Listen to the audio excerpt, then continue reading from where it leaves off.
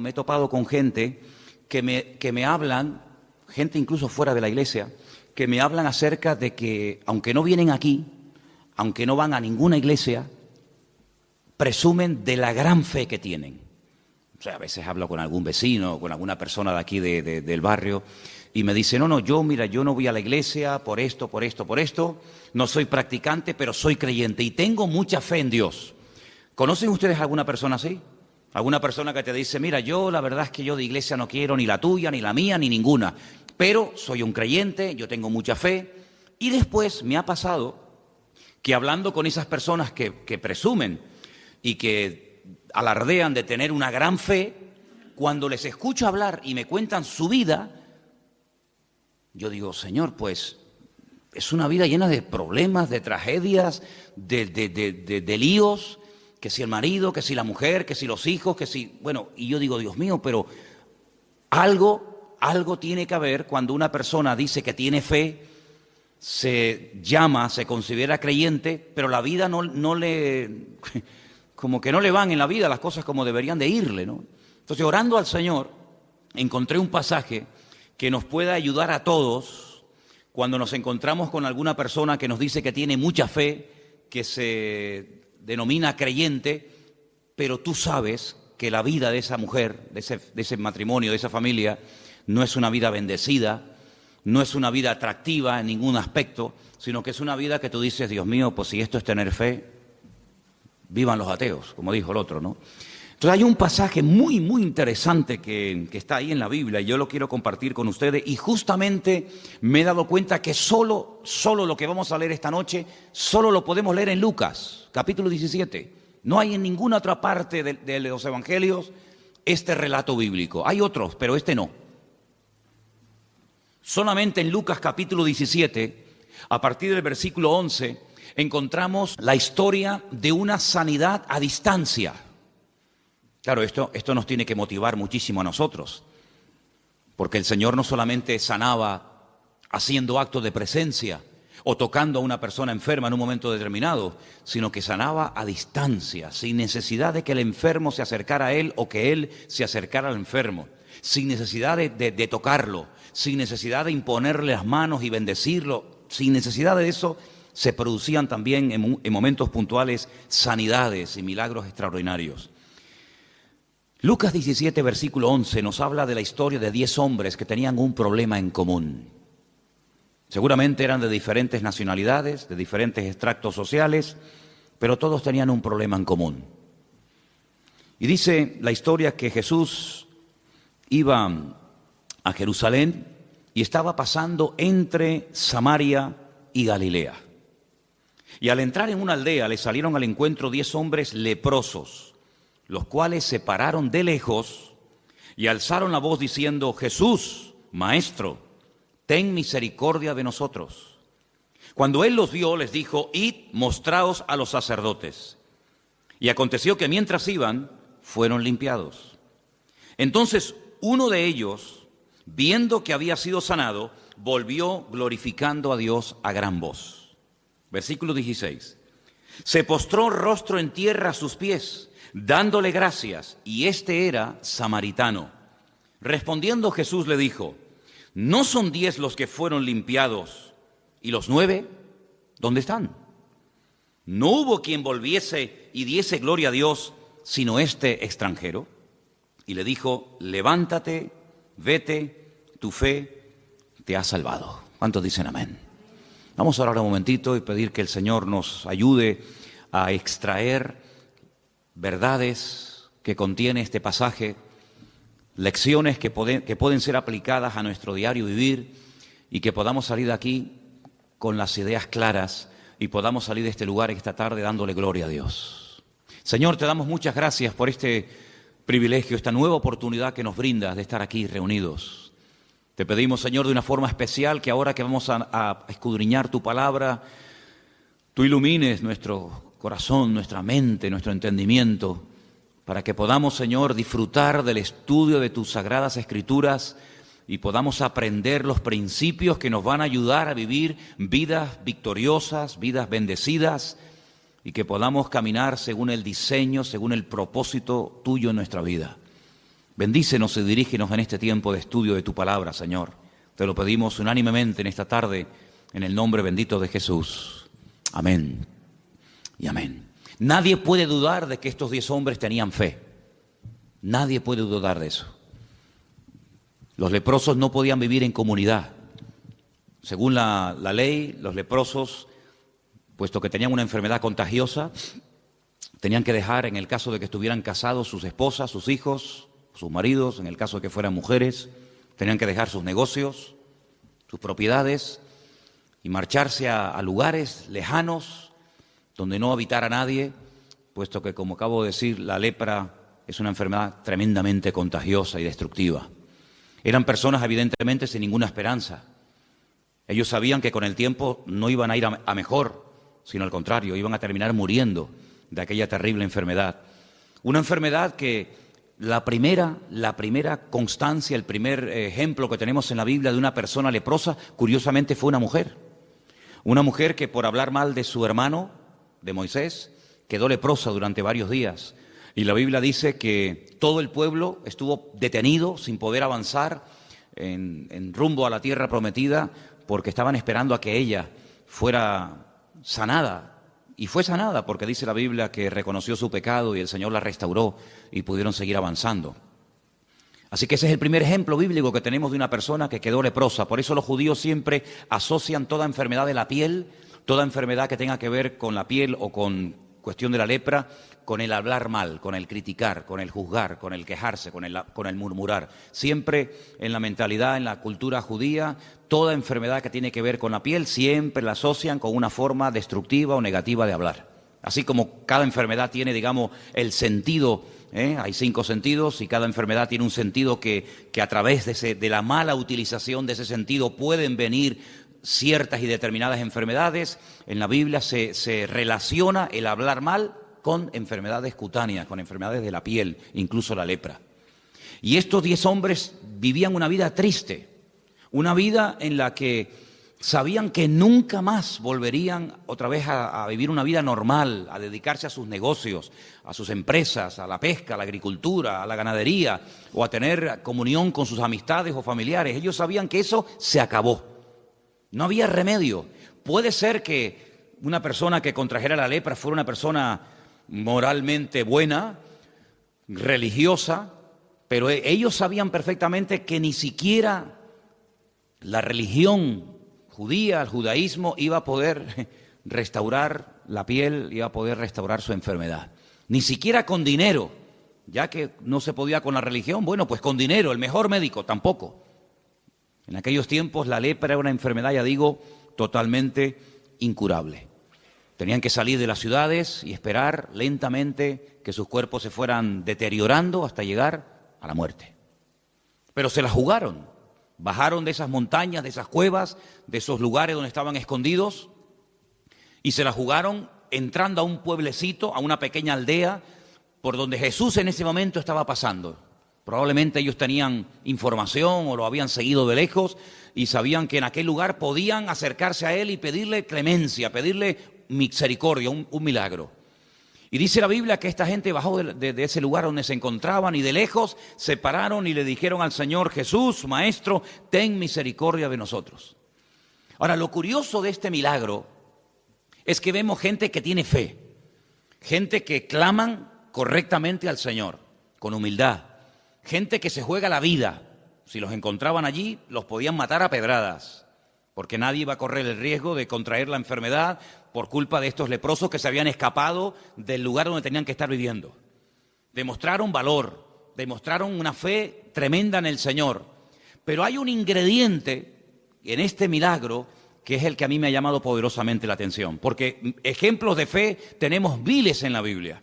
Pero ¿de qué sirve tener una fe tremenda en el Señor si luego no somos creyentes obedientes? ¿De qué sirve tener una fe y las ideas claras en cuanto a la existencia de Dios, en cuanto a la inspiración de las Escrituras, en cuanto al cielo, en cuanto al infierno, en cuanto a la obra de Cristo, su muerte, su resurrección, su segunda venida? Si todo eso lo sabemos y lo tenemos claro, pero luego nuestra vida no es una vida caracterizada por la obediencia, ¿de qué sirve? ¿De qué nos sirve? Encontramos en la Biblia muchas personas que creían en Dios. Encontramos en la Biblia personas que adoraban al Dios vivo y verdadero, no eran gente idólatra, pero que luego no hacían caso a lo que el Señor les decía. Me viene a la mente la palabra cuando un día el Señor les dijo a sus discípulos: ¿ustedes verdaderamente queréis ser mis amigos? Pues si ustedes quieren ser mis amigos, yo les voy a decir el único requisito que yo le pido a los que quieren tener amistad conmigo: guardad y cumplid mis mandamientos. Punto. Y Juan escribe años más tarde en una de sus cartas y dice que los mandamientos del Señor no tienen que ser gravosos, es decir, no nos tiene que costar una barbaridad cumplirlos, porque si le amamos, pues para nosotros debería ser un deleite cumplir con sus mandamientos y no ser una pesada carga que parece que aquello más que una bendición es una penitencia, es un castigo. Entonces vemos en estos hombres que sí, tenían mucha fe, pero hay un momento en el que el Señor les dice que hagan algo fuera de toda lógica. Volvamos otra vez al texto. Cuando ellos alzan la voz en el versículo 13 y piden al Maestro, piden al Señor misericordia, dice que el Señor les dice: id y mostraos a los sacerdotes. Ahora, esto de la lepra es algo muy amplio, nos faltaría mucho tiempo para estudiar en detalle cuáles eran los síntomas, por qué un sacerdote, que eran los que examinaban a la gente del pueblo, tomaba la decisión y declaraba: tienes que irte del pueblo. La Biblia nos detalla qué color, qué tamaño tenían las llagas, las heridas, qué síntomas presentaban, y en el supuesto caso, porque la ley también hablaba de que en el supuesto caso de que esta enfermedad remitiera y quedaran sanados, pues había todo un ritual enorme, que ya me acuerdo que un día lo compartí aquí en la iglesia, de todo lo que tenía que hacer un hombre o una mujer cuando supuestamente se creía y se le declaraba sano. Entraba en un periodo de cuarentena, tenía que cortarse todos los pelos de su cuerpo, las cejas, la barba, el bigote, las pestañas, y todo eso tiene una razón de ser. Tenía que hacer una serie de sacrificios, en fin, un ritual muy interesante, pero vamos, que no viene al cuento ahora. Pero lo que sí quiero destacar es que eran los sacerdotes del pueblo de Israel los que te declaraban enfermo o los que te declaraban sano. Si te declaraban enfermo, amigo, tienes que irte inmediatamente. No puedes posponer esto para el año que viene, porque cuanto más tiempo tardemos en tomar, peor nos puede ir a todos. En el supuesto caso de que ellos te declararan sano, tenías que entrar en un periodo de tratamiento y confirmar efectivamente que aquello había sido un auténtico milagro. Ahora, si notamos el pasaje, lo hemos leído ya detenidamente, notamos que cuando el Señor le dice a los leprosos: id y mostraos a los sacerdotes, les está dando una orden. Pero ellos no han sido sanados. Ellos no han visto sus manos, sus heridas, sus cicatrices, y han visto que automáticamente han desaparecido. Y bueno, pues tenemos que ir, lógicamente, porque tú dices que has sido sanado, pero el que te tiene que declarar sano son los sacerdotes. No es que mañana te vas otra vez a vivir a la casa con tu mujer o con tus hijos, sino que tienes que pasar previamente por la consulta del sacerdote. Y cuando uno ha sido sanado o cree que ha sido sanado, el ir al sacerdote pues es lógico, pero es que ellos no han sido sanados. Cuando ellos reciben la orden de id y mostraos a los sacerdotes, es un acto de obediencia. Ya la fe la han demostrado, por eso han bajado de la montaña, por eso han clamado al Señor, por eso han ido al Señor y no han ido a otra persona. Todo lo han hecho bien, pero ahora viene el momento de demostrar que ustedes no solamente son gente de fe, sino que son gente obediente. Y cuando se asocia, cuando se mezcla, se junta la fe y la obediencia, amigo, cualquier cosa es posible. El milagro no se produjo instantáneo, como otros tantos, sino dice, mientras iban, fueron sanados. Es decir, cada paso que daban los iba acercando más al cambio, los iba acercando más al milagro. En nuestra vida ha habido cambios que se han producido radicalmente, ¿sí o no? Algunos sí, en unos más, en otros menos. Pero en nuestra vida ha habido cosas que las hemos dejado radicalmente, de la noche a la mañana. Pero todos estamos en un proceso, todos, absolutamente. Yo creo que tenemos que aprender mucho todavía. Tenemos que aprender a orar mejor. No somos una iglesia fuerte en oración. Sí, oramos, pero no somos una iglesia fuerte en oración. Sí, alabamos, cantamos al Señor, pero aquí hay mucha gente todavía que no sabe adorar a Dios. Y eso es evidente. Y tenemos que por lo menos reconocerlo. Para poder crecer y aprender hay que reconocer. Si no, no somos una iglesia misionera. No tenemos obreros que hayan salido, matrimonios, jóvenes, gente que haya salido de esta iglesia para otros países a abrir campos de misioneros. No somos una iglesia misionera. No somos una iglesia rica económicamente hablando. Somos una iglesia que, bueno, que vamos ahí dependiendo del Señor el día a día, ¿verdad? Hay muchas cosas que tenemos que aprender. Hay mucho camino que tenemos que recorrer. Pero en ese camino se va creciendo no solamente con fe, sino con obediencia. Porque si esta gente tenía mucha fe, pero se hubieran planteado, se hubieran mirado a las caras y hubieran dicho, oye, ¿y para qué vamos a ir a Jerusalén? ¿Para qué vamos a hacer este largo viaje? Pero si es que no ha pasado nada. Mírate las manos, mírate la cara, mírate el cuerpo, mírame yo cómo estoy, si aquí no ha pasado nada. Esto es un disparate, esto es una locura, ir a Jerusalén a mostrarnos a los sacerdotes, ¿a qué? Pero en ningún momento encuentras peros. Y una vez prediqué aquí, no sé si ustedes se acordarán, un mensaje que se llamaba Los Peros, los peros que hay en la Biblia, que hay un montón. Has trabajado, has sufrido, has probado a los que se dicen ser apóstoles, a las habéis hallado mentirosos, pero tengo contra ti que has dejado tu primer amor. Hay un montón de peros en la Biblia, pero en esta historia ni uno. En esta historia no encuentras a uno solo, de los días a uno que dijera, oye, esto es un disparate, Esto no será un emocionalismo, ir a mostrarnos a los sacerdotes, pero vamos a esperar primeramente cambiar, vamos a esperar primeramente ver cambios significativos y entonces vamos a Jerusalén. Pero ir sin ver cambios me parece un disparate. ¿Sabes que en la vida hay creyentes que actúan así?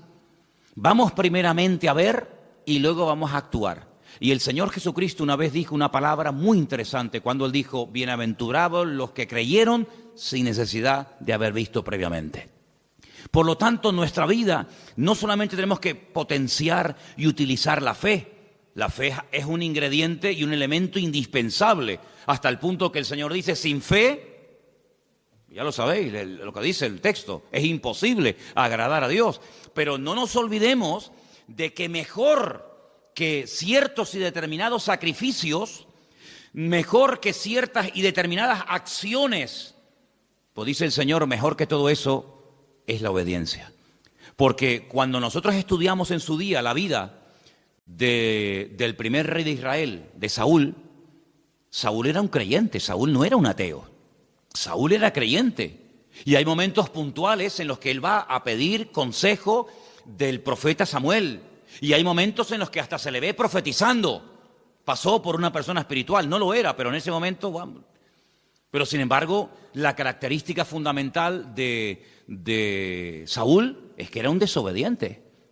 Cuando el Señor le da la orden de ir y exterminar a Amalek, de no dejar nada, para llevárselo al pueblo, y cuando al día siguiente va Samuel y le dice, oye, pero no te dije yo que no tenías que traer ni ovejas, ni bueyes, ni nada, ¿esto qué es? Y le echa la culpa a los demás, no, es que el pueblo lo perdonó. No, el pueblo y tú lo has perdonado. Porque si el pueblo en un momento determinado cogió cosas y tú ves que las han cogido, pues para eso estás tú, para decir, no, hoy no se puede coger nada. Pero tú lo has consentido, por lo tanto eres copartícipe de la desobediencia del pueblo. Luego, viendo que por ahí no le van bien las cosas, cambia y entonces lo que dicen, bueno, es que hemos perdonado, el pueblo ha perdonado lo mejor del rebaño para presentarlo en sacrificio al Señor. Y es cuando el profeta Samuel le dice, pero mira, qué sacrificio, pero si lo que tú has hecho no tiene justificación alguna. Es decir, tú puedes presentar 20.000 sacrificios, pero sigues siendo un desobediente. Y mejor que los sacrificios es obedecer al Señor. Y vemos que es una persona que tenía un potencial tremendo, pero echó a perder su vida porque era un desobediente, no porque era un ateo, era un creyente, pero un creyente desobediente. El otro día, cuando teníamos la reunión por Skype con los hermanos de Israel, les compartí acerca del libro de Jonás. Sí, era un profeta de Dios, un profeta verdadero. Hombre, tan verdadero era que el Señor lo llama para que vaya a una ciudad a predicar la palabra, pero se niega, no quiere ir. Va al lado contrario. ¿Por qué? Porque es un profeta desobediente. Luego, incluso una persona puede estar en el ministerio, llamarse pastor, apóstol, profeta o lo que sea, y ser, en el fondo, un desobediente. Incluso hasta vimos en el libro que se enfada con el Señor cuando la ciudad se convierte. Y el Señor, lógicamente, cuando ve que se han convertido y se han arrepentido de corazón, pues los perdona. Y entonces salta Jonás y dice, ve, yo lo sabía. Yo lo sabía que tú eres un Dios misericordioso y clemente, lento para la ira, grande en misericordia, y yo sabía que los ibas a perdonar. Y está diciendo, en otras palabras, es que yo quería que los condenaras. Yo no quería que se arrepintieran y tú los perdonaras. Entonces, ¿pero qué tipo de profeta es ese? ¿Qué tipo de predicador es ese que se convierte en una ciudad entera y se enfada? Entonces, ¿qué es lo que tú querías? Pues que le viniera el palo encima. Y me llamaba la atención que cuando el Señor confronta a Pedro, en aquella conversación que tiene con él en el mar de Galilea, y le dice, Pedro, ¿tú me amas? Y le dice, sí, Señor, tú sabes que yo te amo. Y muchas veces cuando hablamos de este encuentro, de este momento de restauración, pues decimos lo que acabo de decir yo ahora. Pero es que realmente no dijo eso exactamente el Señor, sino que le dice, Pedro, hijo de Jonás. Y ahí nos damos cuenta de que el padre de Pedro se llamaba Jonás. Y lo menciona 3 veces. La primera vez que vemos que Pedro, o que el Señor menciona el nombre del padre de Pedro, como diciendo que eres hijo de Jonás. Y Jonás, sabéis que en vuestra cultura y en vuestra historia bíblica pasó a la historia como el profeta rebelde, como el profeta desobediente, como el profeta que prefirió que lo tiraran por la borda y morir ahogado antes de reconocer que estaba haciendo su voluntad y que se estaba rebelando en contra del Señor. Y que se enfada con el Señor cuando la gente cambia de vida y se convierte. Hijo de Jonás, que tú estás actuando con el espíritu de Jonás. Y cada vez que en nuestra vida hay un acto de rebeldía, cada vez que en nuestra vida, pues claro, negar la fe sería un disparate, sería una apostasía el negar la fe. Eso no lo vamos a hacer, Dios nos libre. Pero desobedecer es mucho más fácil que ser un apóstata. Porque ¿cómo voy a apostatar de la fe? ¿Cómo voy a negar a Cristo que me salvó y me redimió con su sangre? ¿Cómo voy a apostatar de la salvación? Es una cosa impensable. Pero ¿y cuántas veces hemos desobedecido, hermanos? Parece como que no le damos tanta importancia. Sí, el apóstata, oh, madre mía, negó al Señor, traicionó al Señor, vendió al Señor. Y eso lo elevamos a la máxima potencia. Pero es que hay algo peor. Y es ser un creyente desobediente. Y dice el Señor que para Él eso es algo tremendamente, es terrible. Y el Señor no permitió bajo ningún concepto que este hombre siguiera en el trono por ser un desobediente. Luego, lo que para nosotros a lo mejor no es tan grave, para el Señor es gravísimo. ¿Te das cuenta? Y también lo que para nosotros puede ser algo terrible, pues el Señor a lo mejor no le da tanta importancia como tú y yo le damos en alguna ocasión. Así que en este pasaje vemos esa combinación extraordinaria, fe y obediencia. Y mientras iban, dice la Biblia, que fueron sanados. Sanados a la distancia, sanados progresivamente, y algo muy importante que se da aquí. Y es que de los 10, solamente uno, vamos a leerlo otra vez, solamente uno volvió al Señor. Entonces uno de ellos, versículo 15, viendo que había sido sanado, volvió glorificando a Dios a gran voz. Se postró, rostro en tierra a sus pies, dándole gracias, y este era samaritano. Del que menos esperaba, al final fue el que le dio un ejemplo a todos los demás. Jesús entonces le dice, ¿no son 10 los que fueron limpiados? ¿Te das cuenta cómo el Señor esperaba que vinieran los 10? ¿Y los 9 dónde están? No hubo quien volviese y diese gloria a Dios, sino este extranjero. Y le dijo, levántate, vete, tu fe te ha salvado. Qué tremendo, ¿no? Cuando recibimos contestación a una oración, cuando pedimos que el Señor nos guarde en un viaje y regresamos del viaje, o cuando le pedimos al Señor que nos guarde en la carretera y nos guardó, o cuando le pedimos al Señor que nos supliera aquella necesidad, o que se abriera aquella puerta, o que nos llamara aquella persona, o que ocurriera tal circunstancia, después nos paramos y decimos, oye, se lo pedimos al Señor, pero no le hemos dado gracias. Creo que les conté que este verano, cuando estuvimos de vacaciones en la península, fuimos un día, Elena y yo, a Portugal, y allí perdí el móvil.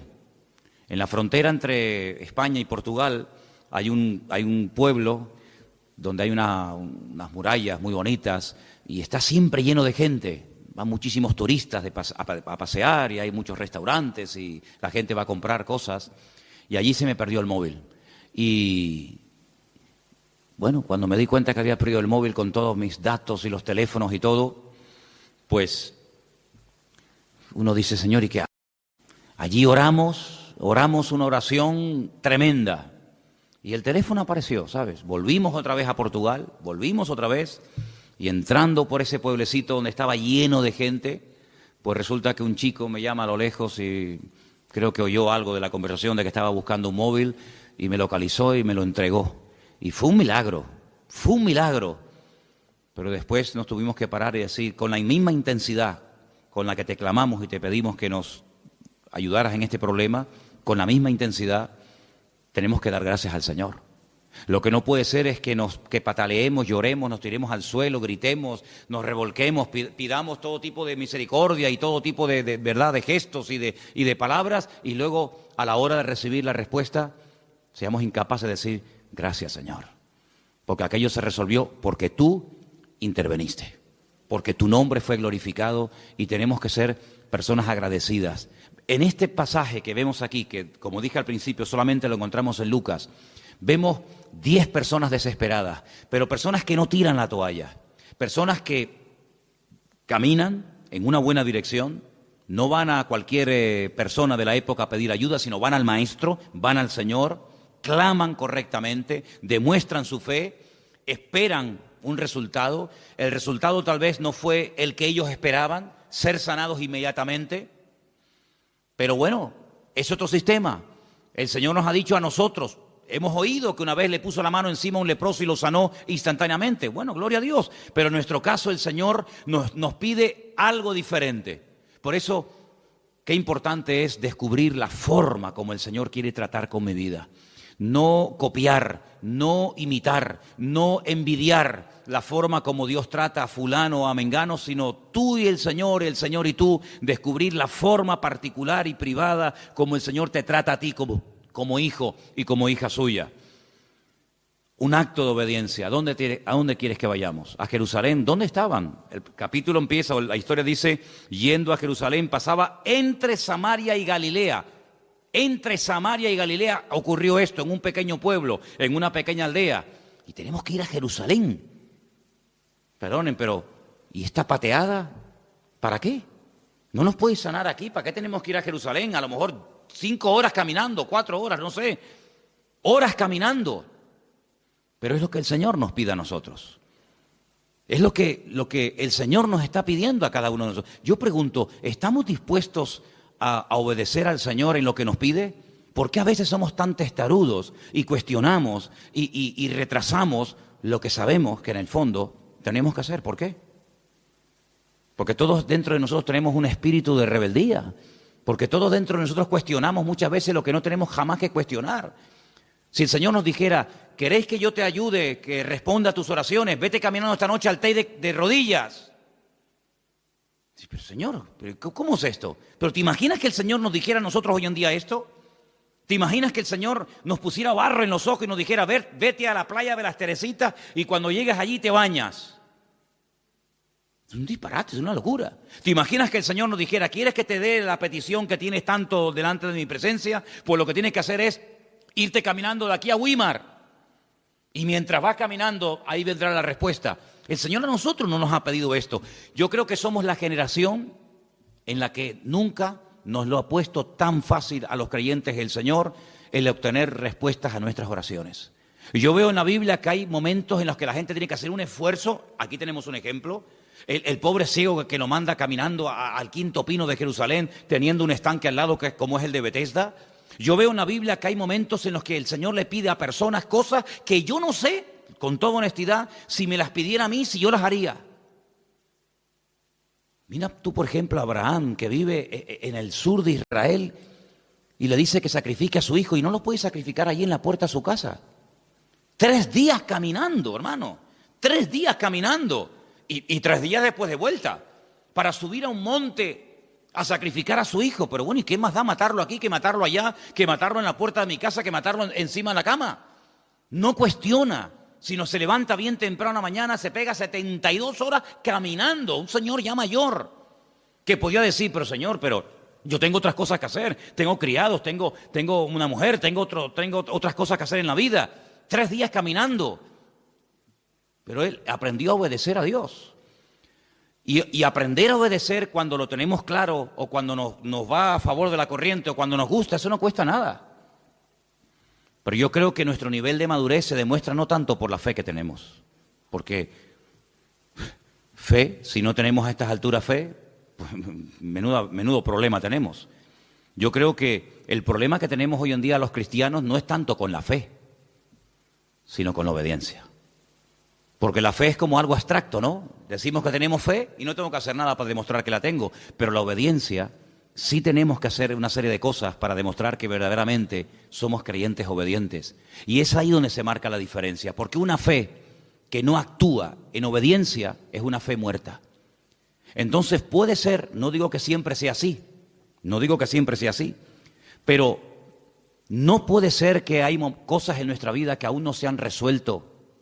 Respuestas a oraciones que aún no han sido contestadas, porque sí, tenemos fe, se lo hemos pedido al Señor, pero no estamos actuando como el Señor nos pide que actuemos. Entonces no detengamos bendiciones de Dios para nuestra vida por nuestra falta de obediencia al Señor, porque la obediencia es lo que marca la diferencia. Cuando el Señor ve que estamos dispuestos al esfuerzo, dispuestos al sacrificio. Y yo me pregunto, ¿hasta qué punto nosotros estaríamos dispuestos a sacrificarnos por su obra? ¿Hasta dónde seríamos capaces de llegar? ¿Hasta dónde seríamos capaces de esforzarnos?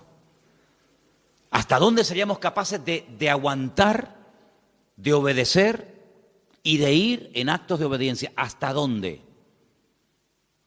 Cada uno de nosotros evidentemente es un mundo, no hay dos iguales, eso está más claro que el agua. Esto es como los hijos, puede tener 20 y los 20 son diferentes. En las ovejas pasa lo mismo, en las iglesias pasa lo mismo. No hay dos creyentes iguales, no hay dos creyentes, aunque lleven toda la vida en la misma iglesia, con el mismo pastor, en la escuela dominical, en los jóvenes, pero no hay dos creyentes iguales. ¿Hasta qué punto nosotros estaríamos hoy dispuestos a esforzarnos y a sacrificarnos por la obra del Señor? ¿Hasta qué punto? Bueno, pues es ahí donde yo creo que tenemos que madurar. Porque si yo les pregunto, hermano, ¿ustedes tienen fe? ¿Qué responderían ustedes? Sería bueno que me respondieran. ¿Qué tal está el tema de la fe? ¿Verdad que no hay problema? Claro, ¿quién va a tener problemas con la fe? Además, ¿quién sabe cuánta tienes o cuánta no tienes? Y eso es una cosa que solamente ve el Señor. Pero ¿y la obediencia?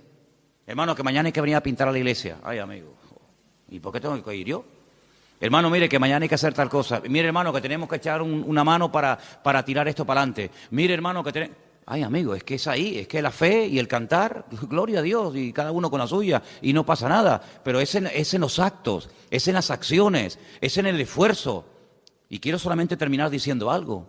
Cuando el apóstol Pablo dejó de pastorear la iglesia de Éfeso, que ya sé que era complicada, una iglesia muy grande, una iglesia, fíjate tú lo que te voy a decir ahora. El día de la despedida, después de 2 años de arduo trabajo en la iglesia de Éfeso, dice Pablo algo así tremendo. Imagínate si yo lo dijera hoy, imagínate. Hermano, yo sé que después de mi partida entrarán en este rebaño, en esta congregación, lobos rapaces que no perdonarán al rebaño. Bueno, se entiende, no está pastor, no está Pablo, seguramente algunos aprovecharán el vacío para meterse, no, pero espérate, es que hay más.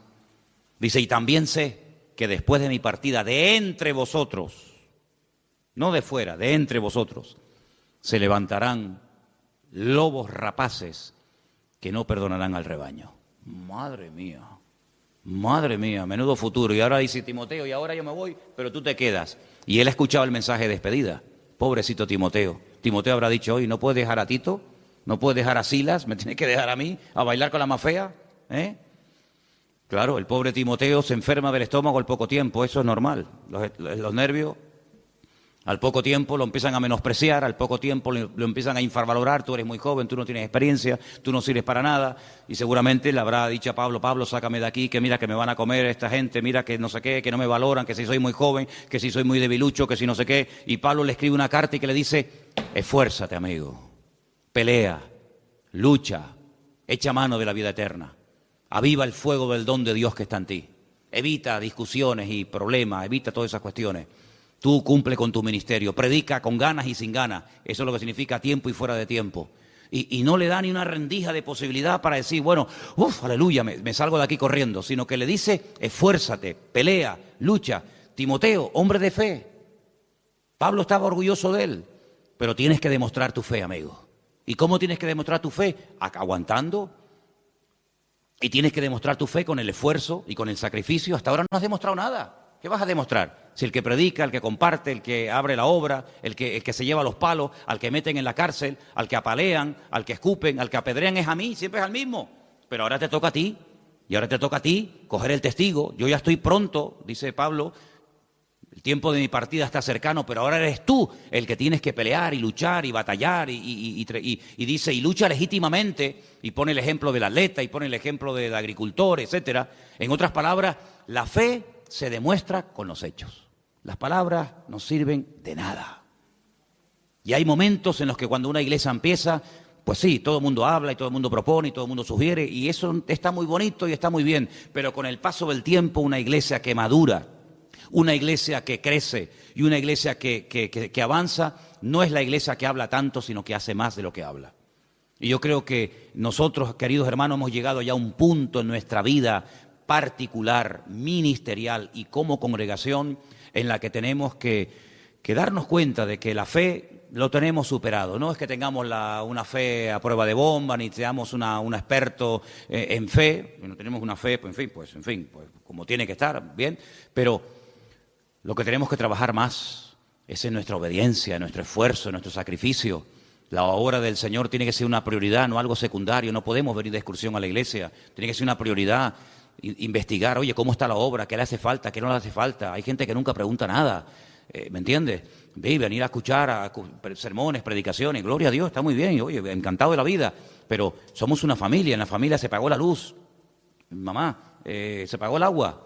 Que no, pues mira, los zapatos al niño se le quedaron pequeños. Bueno, pues vamos a hacer una colecta para comprar los zapatos a tu hermano menor. Que, pues mira, los libros de la niña no se han podido comprar. ¿Y qué falta? Pues mira, la maletita de la escuela de la niña se estropeó. En una familia hay que hablar. Hay momentos en los que, sí, comemos, vemos la televisión, vemos una película, vamos a la playa juntos. Está muy bonito. Pero en una familia hay que sentarse y decir, aquí hay que arremar el hombro, ¿eh? ¿Cuántos años tiene este? No, tiene 30. Pues, hijo, ya tienes que aportar, aquí no puede estar aquí a la sopa boba, que papá lo pague todo o que el abuelito venga, ¿verdad? Pues en una iglesia exactamente igual, hermano. En una iglesia tenemos que arrimar el hombro, no solamente venir a comer. Una vez oí un predicador, no es una frase mía, no sé si es así 100%, yo solamente lo digo, pero una vez escuché a un predicador que dijo algo así como, a nadie se le ocurriría ir a un restaurante, sentarse a comer, pedir la comida, comer de maravilla y no pagar.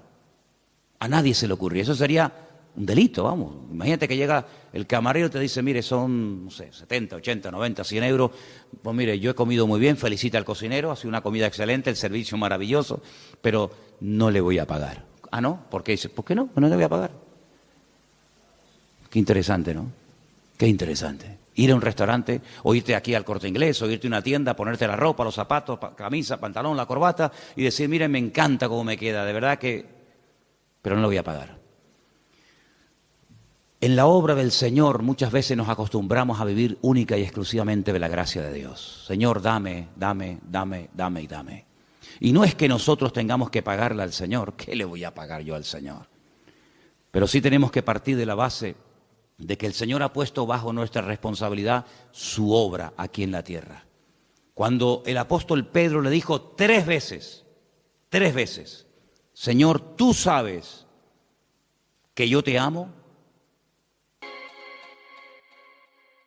Bien, si usted dice que me ama, yo ahora te voy a poner a prueba.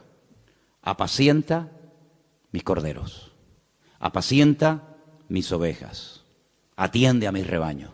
Si me amas, ahora tienes que demostrarlo. Decirlo no cuesta nada. Decirle a tu esposa o a tu marido, te amo, cariño, eso no cuesta nada. Te amo, ya está. ¿Verdad? Te amo. Pero amigo, es la convivencia, es el trato diario, es el aguantar, es el colaborar, ¿verdad? En la obra del Señor, el decir te amo no cuesta nada. Hay canciones, nosotros tenemos algunas canciones donde creo que sale la frase, yo para las letras de las canciones soy muy malo, pero creo recordar que tenemos varias canciones en las que le decimos al Señor, te amo. Perfecto. Pero no solamente hace falta expresar nuestra fe al Señor, hace falta expresar nuestra obediencia al Señor. Y es ahí donde las iglesias marcan la diferencia. Pasar de la teoría, pasar a la práctica. Y quiero ya terminar diciendo algo. Si los 10 leprosos hubieran dicho, no vemos sentido, no le veo importancia a esto de ir a Jerusalén a mostrarme a un sacerdote, ¿para qué?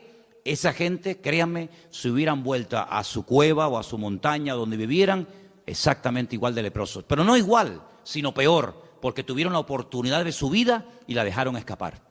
Yo creo que como creyentes se nos presentarán, no digo todos los días, sería tal vez una exageración por mi parte, pero yo creo que de vez en cuando a lo largo de la vida, del camino, se nos presentan oportunidades. Mano de la fe, amén hermanos, pero vamos también a obedecer al Señor en todo cuanto Él nos pida. Oportunidad que se nos presente para hacer algo, para lo que sea, vamos a arrimar el hombro, vamos a decirle, Señor, te amo, pero cuenta conmigo. Señor, tengo fe en ti, pero también te obedezco. Porque ¿de qué sirve tener mucha fe si después nuestra vida no es una vida de obediencia y de acatar 100% la palabra del Señor? ¿Estamos de acuerdo, hermanos? ¿Estamos de acuerdo? ¿Lo ves así? ¿Lo ves así o no? ¿Algo que discrepar? ¿Lo ves así? ¿Que la obediencia y la fe y la obediencia tienen que ir juntos? No puede ir uno por un lado y otro por otro. Si los logramos juntar, estamos en ello, estamos aprendiendo. Pero si logramos juntar la fe y la obediencia, bendito sea Dios, esto va a ser una maravilla para nuestra vida siempre, ¿vale? Entonces, los que son padres y madres aquí, ¿verdad? Que ya hay unos cuantos. ¿Los niños nacen aprendidos y la vida los echa a perder? ¿O la vida o los niños nacen sin aprender y somos nosotros los que tenemos que enseñarles? ¿Cómo es la cosa? Es al revés, ¿no? ¿Qué tenemos que enseñarle a un niño? ¿A obedecer o a desobedecer? ¿Por qué no se le enseña a un niño a desobedecer? Porque ya lo sabe. Ya te aseguro, y cuando seas padre o madre vas a decir, oye, es increíble, no hay que enseñarle a desobedecer, ya lo saben hacer, hay que enseñarle a obedecer. Bueno, pues como recién nacidos en Cristo, como hijos del Señor, el Señor no nos tiene que enseñar a desobedecer, ya sabemos hacerlo, y muy bien, lo que nos tiene que enseñar el Señor a nosotros es obedecer su palabra. Vamos a orar en esta tarde, ahí donde estás, cierra un momentito tus ojos y vamos a pedirle al Señor que nos ayude como estos 10 leprosos a depositar nuestra fe en Él, cosa que gracias al Señor lo tenemos claro, pero también a obedecerle. Y habrá momentos en la vida en los que el Señor nos pondrá a prueba, no tanto en la fe, sino en la obediencia. ¿Qué vamos a hacer con lo que sabemos que tenemos que hacer? Señor, te damos muchas gracias porque tu palabra es tan rica, tan variada, tan clara, Señor, que nos muestra siempre las formas y las maneras como tenemos que actuar en nuestra relación contigo. Gracias porque la fe que tenemos tú nos la diste, es un don, es un regalo que tú le has dado al ser humano. Y tenemos que crecer en la fe, claro que sí, Señor, lo sabemos. Pero también queremos pedirte esta tarde que nos ayudes a ser un pueblo obediente, sumiso a la voluntad de Dios, a la palabra de Dios. Que nunca cuestionemos tus órdenes, tus mandamientos, sino que demostremos nuestro amor y nuestra fe a través de la obediencia, acatando tu palabra, poniéndola en práctica en nuestra vida. Ayúdanos, Señor, a poder unir la fe y la obediencia para poder ver tu gloria en nuestra vida. Y te pedimos, Señor, que arranques de nosotros todo espíritu de desobediencia, de rebeldía, para que nunca esas actitudes sean la tónica o lo normal en nuestra vida, sino todo lo contrario. Ayúdanos a ser obedientes y sumisos a ti, a tu palabra. Y te damos gracias porque sabemos que lo que te pedimos, tú estás muy interesado en concedérnoslo. Y por eso te damos gracias porque sabemos que tú, Señor, nos vas a ayudar a crecer en fe y a crecer en obediencia. Y recibe toda la gloria y la gratitud de nuestra parte en esta tarde. En el bendito nombre de Jesús. Amén. Y amén. Amén. Y amén. Amén. Y amén. Amén. Y amén. Amén. Y amén. Amén.